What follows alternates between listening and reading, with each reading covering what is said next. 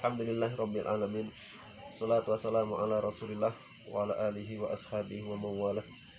Subhanaka la ilma lana illa ma 'allamtana innaka antal alimul hakim. Wa tub 'alaina innaka antat tawwabur rahim. Ikhwafillah yang dirahmati oleh Allah Subhanahu wa taala. Kemarin kita sudah membahas tentang arkanul ghusli yang ada dua, ya. Pertama adalah niat dan yang kedua meratakan air ke seluruh badan. Pada malam hari ini kita akan membaca tentang syurutul wudu'i asyaratun, 10 syarat wudu. Jadi ternyata wudu itu juga ada syaratnya begitu. Qala al-musannifu rahimahullahu ta'ala wa nafa'ana bihi wa bi ulumihi fid dharaini ya rabbal alamin. Faslun syurutul wudu'i asyaratun. Pasal tentang syarat-syarat wudu ada 10. Al-makna anna syuruta, bahwasanya syarat-syarat allati yang tushtaratu, disyaratkan li sihhatil wudu'i, untuk sahnya sebuah wudu, asyaratun ada 10. Idza naqasa wahidun minha lam yasih. Apabila kurang satu saja dari 10 syarat itu, maka wudunya tidak sah, ya, maka wudunya tidak sah. Wahia surutun li sihhatil ghusli aidan, dan 10 syarat ini nanti juga menjadi syarat sahnya mandi wajib. Bali syartani, bahkan dua syarat yang pertama yang nanti kita pelajari, yustarotani likulli ibadatin, itu disyaratkan untuk semua ibadah. Wasalisu, dan syarat yang ketiga, likulli ibadatin, disyaratkan untuk setiap ibadah, taftakiru lit taharati, yang dibutuhkan untuk taharah. Teruskan. Ini udah direkam. Syarat yang pertama, al-islamu, beragama Islam. Syarat pertama adalah al-islamu. Jadi beliau tadi menyebutkan bahwasanya syarat yang pertama dan yang kedua nanti kita lihat itu ternyata menjadi syarat bagi setiap ibadah. Nah, Islam ini menjadi syarat ibadah. Semua ibadah membutuhkan syarat Islam. Kenapa? Karena ibadah itu membutuhkan niat, dan niat itu tidak sah kecuali dari orang muslim. Jadi kalau kita ditanya dalilnya apa yang melatar belakangi orang wudhu itu harus muslim, dalilnya adalah dia orang wudhu itu harus pakai niat, ya, dan orang yang niat itu harus beragama Islam, begitu. Al-makna, artinya annal awwala, bahwasanya yang pertama, minasyuruti, dari syarat-syarat, allati yang tusytaratu, disyaratkan li sihhatil wudu'i, untuk sahnya sebuah wudu, kaunul mutawaddi musliman, orang yang berwudu itu beragama Islam. Fala yasihu, maka tidak sah wudu'ul kafiri, wudunya orang kafir. Orang kafir wudu nggak sah. Kenapa? Ya, dia mau ngapain dengan wudunya itu? Sholat juga nggak sah, ya, wudunya juga nggak sah, ya. Waqad alim ta'annahu syartun li sihhatil ghusli, dan kamu juga telah mengetahui bahwa Islam itu juga menjadi syarat diwajibkannya, syarat agar sahnya mandi wajib. Lakin, akan tetapi, yustasna ghuslul kafirati, ya, ternyata ada pengecualian kapan wudunya orang kafir itu diterima, ya. Kapan wudunya orang kafir itu diterima? Ternyata ada satu keadaan, ya, yang wudunya itu diterima. Lakin yustasna, akan tetapi dikecualikan, ghuslul kafirati, mandinya seorang wanita kafir. Untuk apa? Litahilla minal haidhi, agar dia suci dari haidnya, lihaliliha al-muslimi, ya, lihaliliha al-muslimi, agar dia bisa berjima dengan seorang muslim yang memang diizinkan oleh syariat untuk menjima wanita kafir. fa innahu yasihu, maka wudunya menjadi sahih. Wa tajibu, dan wajib i'adatuhu, mengulangi wudu itu, idza aslamat, apabila wanita tersebut masuk Islam. Nah, ini berarti ada pertanyaan nanti. Boleh nggak orang muslim itu menikahi orang kafir? Karena ini lagi mungkin kita singgung sekilas ya, terkait yang lagi viral di Semarang gitu ya. Seorang wanita berjilbab nikah di gereja dengan laki-laki yang kafir ya, laki yang kafir. Sebelum ke situ saya ingin menjelaskan tentang definisi kafir dulu ya. Hari ini kita itu dibuat fobia dengan ungkapan kafir. Padahal kafir itu ya term ya, sebuah terminologi yang memiliki arti di dalam agama. Kalau merujuk kepada kaidah bahasa atau merujuk kepada istilah kafir di dalam bahasa, itu artinya kafir itu menutup. Jadi kafaro yakfuru itu menutup. Kafaro yakfuru kufron itu artinya menutup. Jadi kafir itu adalah orang yang menutup. Ya. Makanya di dalam Al-Qur'an a'jabal kuffaro nabatuhu. Di situ kan ada a'jabal kuffaro nabatuhu.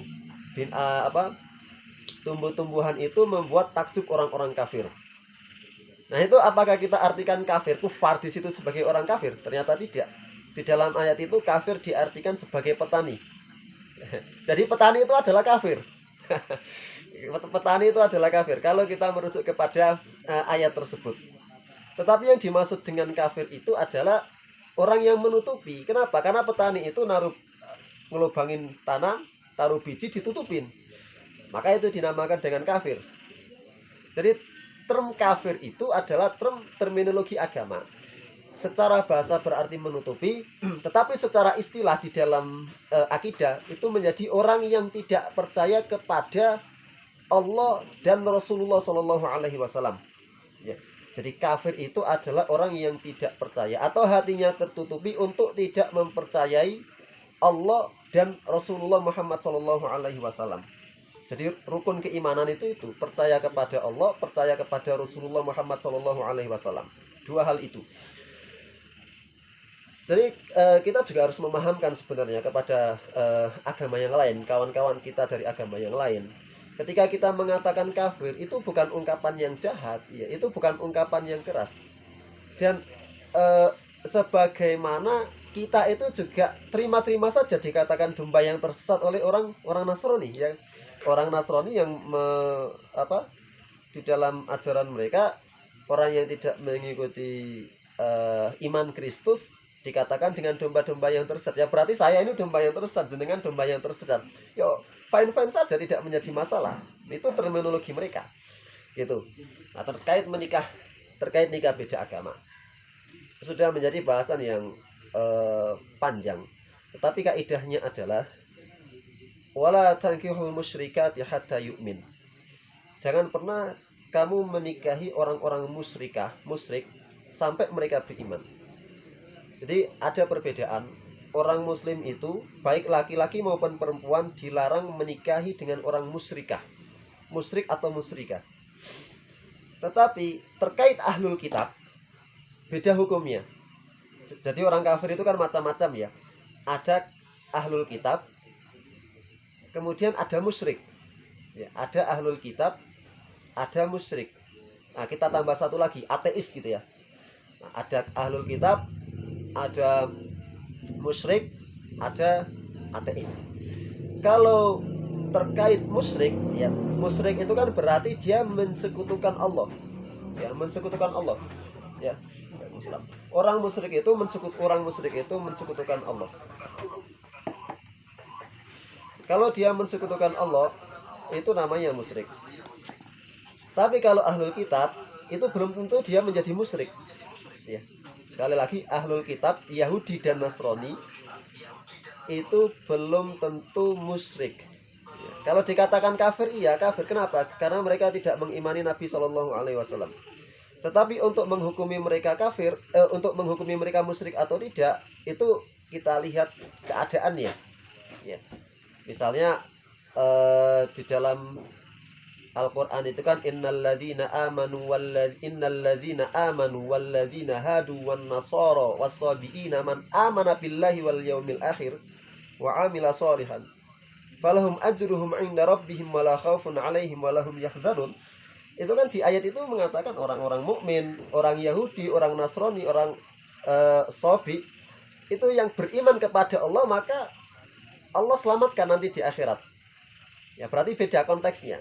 Nah itu ahlul kitab, ya Yahudi dan Nasrani ahlul kitab yang tidak musyrik kepada Allah dan keimanannya itu sesuai dengan zamannya. Ya, artinya apa? Orang Yahudi pada zaman Yahudi kalau beriman kepada Allah, ya mereka masuk surga. Ya, karena Yahudi itu bukan nama agama. Yahudi itu adalah nama klan dari salah satu anaknya Nabi Yakub gitu ya. Baik. Jadi intinya kalau dia menikah dengan orang musyrik itu tidak boleh. Tapi kalau menikah dengan ahlul kitab itu ada perincian. Seorang laki-laki boleh menikah dengan ahlul kitab, Yahudi dan Nasrani. Ya. Tetapi seorang wanita tidak boleh menikahi laki-laki ahlul kitab. Tidak boleh menikahi ahlul kitab. Yang menjadi pertanyaan sekarang adalah apakah orang Yahudi dan Nasrani hari ini adalah ahlul kitab atau apakah mereka sekedar kafir atau sudah menjadi musyrik? Ya, hari ini orang-orang Nasrani dan orang-orang Yahudi itu dia terlebih orang Nasrani ya. Terlebih orang Nasrani mereka itu bukan lagi ahlul kitab yang kafir, tetapi Yahudi dan Nasrani hari ini adalah orang ahli kitab yang musyrik gitu ya. Berarti Yahudi itu punya 3 fase. Kalau Yahudinya itu beriman kepada Nabi Musa sebelum diutusnya Nabi Isa, sebelum diutusnya Nabi Muhammad, berarti mereka orang beriman. Kalau Yahudi kemudian setelah zaman Nabi Shallallahu Alaihi Wasallam itu mereka tidak beriman kepada Nabi Muhammad, berarti mereka Yahudi yang kafir. Kalau Nasrani, ya setelah diutusnya Nabi Muhammad itu tidak beriman kepada Nabi Muhammad, berarti mereka Nasrani yang kafir. Tapi kalau ada Nasrani mengimani bahwasanya Isa itu adalah anak Allah dan mengatakan Tuhan itu adalah 3, maka itu adalah Nasrani yang musyrik. Ya kan? Jadi begitu. Laqad kafarul ladzina qalu innallaha tsalitsu tsalatsa. Itu dalilnya jelas loh. Ya laqad kafara, sungguh telah kafir. Alladzina qalu innallaha tsalitsu tsalatsa, yang mengatakan bahwasanya Tuhan itu 1 dari 3 atau 3 dari 1. Itu kafir. Jadi Nasrani ada yang memang beriman dulu, zaman dulu, kemudian Nasrani ada yang kafir, dan Nasrani ada yang musyrik. Terkait Nasrani yang kafir ini, hari ini saya mengikuti pendapatnya Ibnu Umar, tidak ada yang namanya orang Nasrani tidak kafir hari ini, tidak musyrik hari ini ya, maaf. Karena kebanyakan, kecuali beberapa sekte, misalnya sekte Advent misalnya, masih mempercayai bahwasanya Isa itu utusan Allah dan masih mempercayai bahwasanya Tuhan itu Esa. Tetapi kebanyakan yang berkembang hari ini, baik Katolik maupun Protestan, semuanya itu musyrik semua. Ya, sehingga hukumnya adalah sama dengan menikahi orang-orang musyrik. Nah, itu tentu haram, tentu tidak. Dan itu juga ada fatwa MUI, kemudian fatwa dari Bahsul Masail Nahdlatul Ulama, dan fatwa Majelis Tarsi pimpinan pusat Muhammadiyah. Itu mengharamkan nikah beda agama. Karena tidak sesuai dengan syarat-syarat yang ada. Begitu ya. Baik. Jadi ini adalah penjelasan terkait wudhu orang kafir, wanita kafir itu sah ketika dia berada di bawah seorang muslim. Misalnya dalam hal perbudakan, ada orang muslim punya budak kafir, ya kafir, wanita kafir, punya budak wanita kafir. Ya, di dalam hukum perbudakan, ya tidak hanya di Islam saja, di semua hukum, di semua peradaban tentang perbudakan, seorang tuan boleh menjima istrinya. Nah, kalau kebetulan suaminya ini muslim, kemudian dia menjima, dia punya budak yang kafiro, maka ditunggu dulu. Kalau dia haid, maka dia harus mandi dulu, ya mandi wajib dulu, dan mandinya sah, dianggap sah. Ya berbeda kalau dia nggak ngapa-ngapain kemudian niat mandi sunnah, ya itu tidak sah, tidak dianggap mandi. Yang kedua wat tamyizu dan tamyiz, ya. Tamyiz. Jadi tamyiz. At-tamyizu, tamyiz itu fil insani di dalam manusia, ya. An yafhama al-khitaba. Beliau menjelaskan tamyiz itu seperti apa sih? Kadang-kadang kan kita bilang saja tamyiz, tamyiz. Sudah mumayyiz apa belum? Apa sih mumayyiz itu ya? An yafhama al-khitab. Mumayyiz itu kalau dia paham orang ngomong. Orang ngomong apa dia paham. Suruh ngalor-ngalor, suruh ngidul-ngidul. Suruh nyuci piring, cuci piring. Wa yarudda al-jawab. Kemudian kalau ditanya dia bisa jawab. Nak, kamu dari mana? Kalau dia dari dapur, dia bilang dari dapur. Kalau dia dari kebun, dia bilang dari kebun. Ya. Au an ya'kula wahdahu, atau dia bisa makan sendirinya. Wa yashrab wahdahu, dan dia bisa minum sendiri. Bisa makan sendiri, bisa minum sendiri. Wa yastanji wahdahu, kemudian bisa bersuci. Kalau BAB bisa bersuci sendiri, kalau kencing bisa membersihkan sendiri. Au an yufarriqa baina yaminihi wa shimalihi, atau dia bisa membedakan antara yang kanannya atau kirinya, dia bisa membedakan itu. Au an yufarriqa baina jamra wal jamroh, atau dia bisa membedakan antara kurmah dengan bara api. Nah, itu dinamakan dengan tamyiz. Ya. Hanya saja di situ musannif menjelaskan aqwalun, maksudnya ada banyak pendapat di situ. Ya, maksudnya adalah ada banyak pendapat. Kemudian terkait hadis Nabi, muru auladakum bis sholati wa hum abna'u sab'in. Suruh anak-anakmu untuk sholat ketika mereka sudah usia 7 tahun. Kebanyakan ulama memberikan patokan sekitar 7 tahun anak itu tamyiz. Tetapi 7 tahun itu tidak menjadi patokan secara pasti. Maksudnya apa? Tetap dilihat keadaan pikirannya. Apakah dia sudah bisa ngomong, apakah sudah bisa diajak ngobrol atau tidak. Jadi meskipun ada anak usia 9 tahun misalnya, kok belum bisa membedakan antara ini dan itu, belum bisa melakukan hal pribadi secara sendiri, maka itu belum dikatakan tamyiz meskipun usianya sudah 9 tahun. Gitu. Al-makna artinya an-nathaniyah, bahwasanya yang kedua minasyuruti dari syarat-syarat allati yang tustaratu disyaratkan li sihhatil wudu'i untuk sahnya sebuah wudu, kaunul mutawaddi'i, keadaan seorang yang wudu mumayyizan, dia harus mumayyiz. Naam, ya, jadi harus mumayyiz. Istathnau, akan tetapi para ulama mengecualikan. Berarti ada anak yang belum mumayyiz tapi wudunya sah atau mandinya sah. Apa itu? Yaitu tuhras sobiyyi, yaitu bersucinya seorang anak kecil, sobi, anak kecil atau ya balita lah, berarti sekitar 7 tahun ke bawah. Alladzi la yumayyiz, yang belum tamyiz, lihat tawafi, kalau dia melaksanakan tawaf. Ya, jadi anak-anak kecil kan bisa haji dia. Kita punya anak 3 tahun, kita ajak haji ya sah-sah saja. Kita ajak umroh ya, sah-sah saja. Nah, mandinya, wudunya itu sah meskipun dia belum mumayyiz. Gitu. Kalau ditanya apa dalilnya kok harus mumayyiz? Sama dengan dalil tentang Islam. Wudu atau mandi itu membutuhkan niat dan tidak diterima niat kecuali dia beragama Islam. Gitu. Jadi mumayyiz itu kan dia harus niat. Dan kalau dia tidak tahu apa, kalau dia belum mumayyiz, berarti dia tidak tahu apa yang dia niatkan. Nggak tahu, belum bisa berpikir sampai ke situ. Kemudian yang ketiga, wannaqa'u, dan suci, anil haidhi, dari haid, wan nifasi, dan nifas. Ya, artinya kalau ada orang haid atau nifas wudu, ya tidak sah wudunya. Kenapa kok tidak sah? Habis wudu keluar lagi, gitu.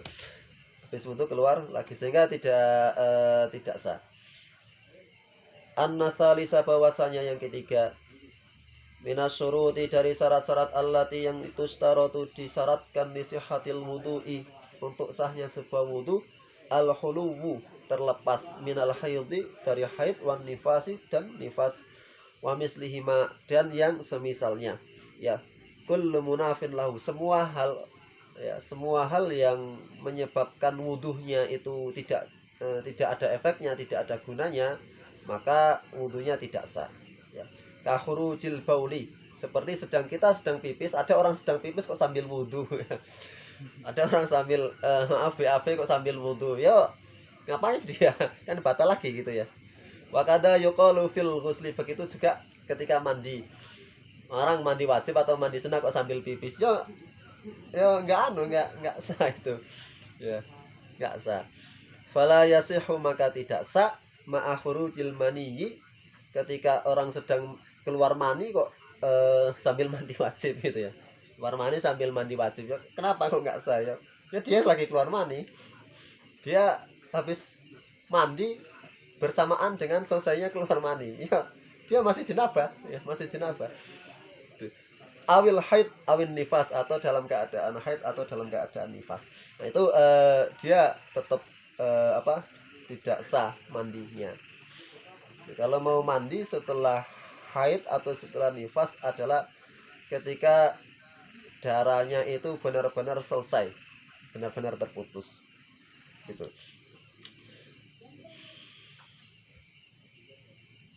Wa na'am tustatna arsalul haji wa nahwiha fa innaha tusannu lil haid wan nufasa gitu ya. Ada pengecualian lagi, kapan mandinya orang haid, mandinya orang nifas itu diterima, yaitu ketika mandi sunnah di dalam prosesi haji. Ya, karena nanti ada beberapa amalan yang masih bisa dilakukan meskipun wanita itu dalam keadaan haid. Yang keempat, wa amma yamna'u wusulal ma'i ilal basyarati. Ya. Maksudnya adalah wa amma, dan terhindar dari yang sesuatu yamna'u, yang menghalangi wusula, sampainya al-ma'i, air, ilal basyarati, kepada kulit. Jadi kita ketika wudu harus kita pastikan bahwasanya di anggota wudu kita tidak ada sesuatu yang menghalangi air sampai kepada anggota wudu. Ya, tidak boleh ada. Al-makna artinya anna rabi'a min asyuruti allati tushtaratu li sihhatil wudu'i khuluwul udwi. Ya, terlepasnya anggota badan atau anggota wudu amma, dari apa-apa, yamna'u, mencegah atau menghalangi, wusulal ma'i, sampainya air, ilaihi, kepada kulit. Kal wasahi, seperti kotoran. Kita lagi habis ke sawah, macul atau tandur gitu ya, atau ngerakal, garu gitu ya. Kok tangan kita itu banyak debu, banyak lumpur, kena lumpur, kemudian kita langsung wudu, itu tidak bisa. Tidak bisa. Harus dihilangkan terlebih dahulu. Kal wasahi alladzi tahtal adfar, seperti kotoran yang di bawah kuku. Kotoran yang ada di bawah kuku. Kalau kita punya kuku panjang kok kemudian ada tanah, ada cat dan lain sebagainya di dalam kuku, maka menurut kitab Safinatun Najah itu tidak sah wudunya. Ya. Ini mungkin dikiaskan dengan wailun lil aqabi, ya. Celakalah orang yang wudu tetapi mata kakinya itu masih ada yang tidak terkena air. Ya, tapi dikiaskan. Kenapa kok di dalam hadis itu yang disebutkan adalah al-aqab, mata kaki? Karena biasanya orang itu kalau mencuci kaki agak tidak terlalu perhatian. Ya, tidak terlalu perhatian. Sehingga anggota-anggota wudu yang lain juga berlaku hal yang sama. Jangan sampai kita mengatakan dalilnya kan mata kaki yang nggak kena air yang menjadi masalah, yang diancam masuk neraka. Tapi kalau di tangan kan tidak menjadi masalah, gitu ya. Tidak seperti itu. Itu namanya lafadz khusus, yang dimaksudkan adalah makna yang umum. Ya, lafadz khusus itu di dalam ushul fikih begitu ya. Al-lafdzul khas yuradu bihi al-am, ya. Lafadznya khusus, hanya mata kaki yang disebutkan. Tetapi yang diinginkan di dalam hadis tersebut adalah semua anggota wudu. Itu. Tapi agak keras ya, makanya saya cari pendapat yang agak lunak ya. Saya temukan di dalam kitab At-Taqrirat As-Sadidah fil Masail Al-Mufidah, ya. Ada 2 kitab di depan saya coba bacakan. wa yu'fa dan dimaafkan anil qalili kalau sedikit fi haqqi manibtuliya bihi bagi orang yang memang pasti nggak bisa lepas kukunya itu kena kena kotoran meskipun sudah kita potong. Kita tukang bengkel misalnya, kita reparasi bengkel kemudian terkena oli, meskipun kuku kita ini tidak panjang pasti masih ada hitam-hitamnya, mau kita cuci susah hilangnya, nggak bisa seketika itu saja kita cuci langsung hilang. Nah itu dimaafkan yang seperti itu. Begitu juga seorang petani kerjanya ke sawah ya. Petani kerjanya ke sawah, kukunya ini ada tanahnya, maka itu juga masuk dalam kategori yang dimaafkan ya, ma'fu, tidak menjadi masalah ya. Antum bayangkan orang tukang ngecat bangunan ya, pasti dia kena cat tangannya, kecuali dia pakai plastik ya, sarung tangan. Tapi kalau dia nggak pakai apa-apa pasti kena. Terus datang waktu sholat, itu nyucinya nggak cukup 5 menit 10 menit nggak bakal bersih ya. Jadi ada ma'fu di sini. Dan yang menarik pendapatnya Imam Al-Ghazali, wasarroha al-Imam Al-Ghazali, dan Imam Al-Ghazali secara terang, secara tegas, waz-Zarkasi dan Imam Az-Zarkasi bil musamahati amma tahtaha minal wasahi mutlakon ya. Mau dia tukang kebun, mau dia tukang bengkel, pokoknya kotoran yang berada di kuku itu ma'fu semua. Ini pendapatnya Imam Al-Ghazali. Imam Zarkasi sangat longgar di sini. Nah, saya kira ini yang lebih samhah ya, lebih samhah ya, lebih samhah. Di samping tidak terlalu banyak juga bagian yang tidak terkena air, hanya sangat sedikit gitu, hanya sangat sedikit. Dan saya kira itu yang diucapkan oleh Imam Al-Bajuri di dalam Hasyiah Bajuri, Hasyiah Fathul Qorib, Syarah Matan Abu Suja. Pendapat itu juga yang dikuatkan ya, pendapat yang bahwasanya kotoran di kuku itu dimaafkan. Dan kita kembali kepada Matan Safina. Di Matan Safina kotoran yang di bawah kuku itu tidak ma'fu, artinya harus dihilangkan ya. Baik.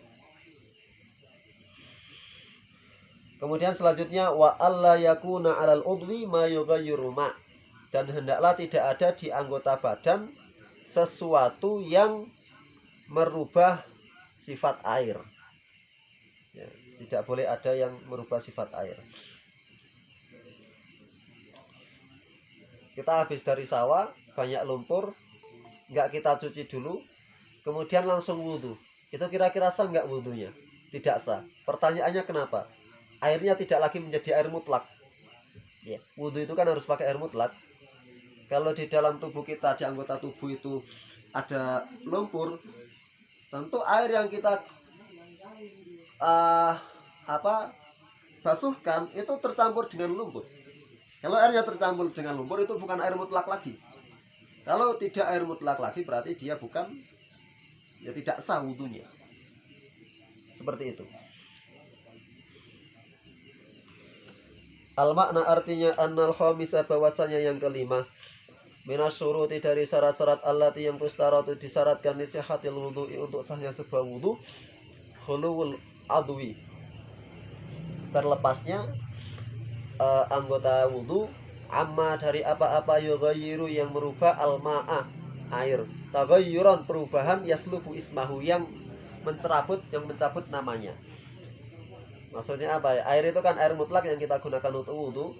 Kalau kita kena sabun misalnya atau kena lumpur, itu tidak lagi menjadi air mutlak tetapi menjadi air sabun ya, kita basuh tangan pakai sabun langsung kita wudhu. Nah itu namanya antum sedang berwudhu dengan air sabun ya, bukan berwudhu dengan air mutlak ya, karena wudhunya dengan air sabun ya tidak sah gitu. Kal al-hibr, seperti tinta, waz-za'faron, dan air za'faron ya. Fa in kana qalilan, tapi kalau tintanya cuma sedikit, lumpurnya cuma sedikit, La yaslubul isma, tidak sampai merubah, ya, tidak sampai mencabut nama air mutlak, ya. Lam yadurra, maka tidak menjadi masalah, tidak membahayakan, tidak berefek seperti itu. Kemudian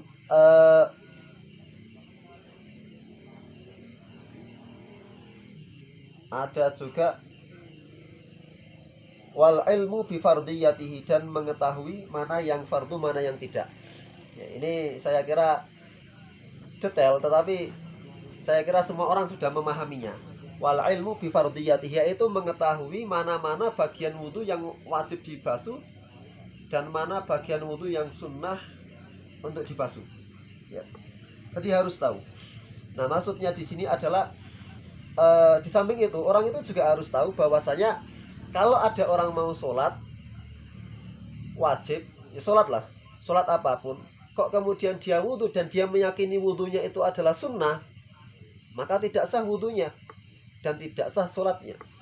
Ada orang entah mungkin belum belajar atau apa, dia berkeyakinan bahwasanya wudhu sebelum sholat itu sunnah, maka itu tidak sah wudhunya, ya.